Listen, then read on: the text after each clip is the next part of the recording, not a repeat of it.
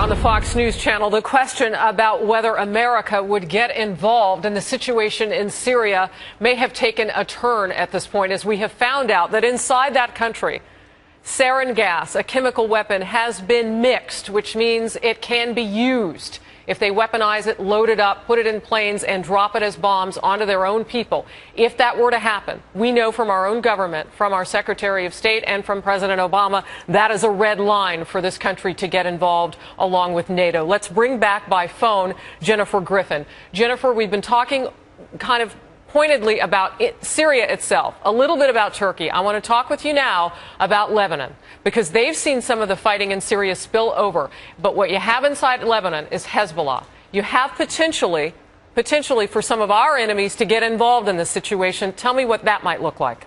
Well, Harris, what we know is that Hezbollah has already has had training camps inside Syria and has been receiving its help from Iran through Syria. So there is a nexus and an easy pathway between Lebanon, Hezbollah, Syria, the regime in Syria, and Iran. Now, it's our understanding that even the Iranians are not in favor of the Assad regime using these chemical weapons. So this is something that is really almost unthinkable, that a regime would weaponize sarin gas and would appear to be making preparations to use those weapons.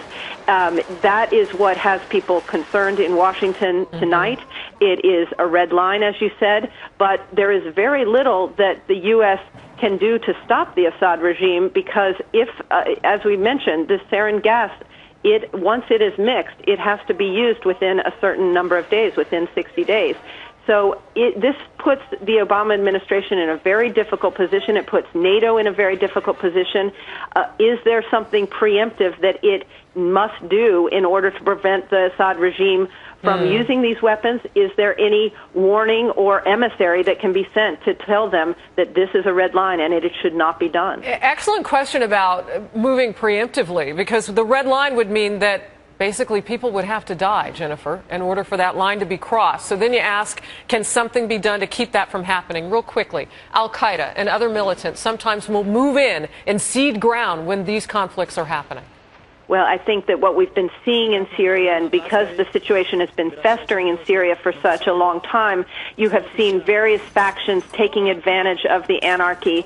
Certainly there are concerns, and there has been some evidence that Al-Qaeda-linked groups have tried to operate within Syria. But then there's Hezbollah, there are other known terror groups, and then, of course, Iran. Absolutely. It's breaking wide open tonight on the Fox Report. Jennifer Griffin, thank you for being with us by phone.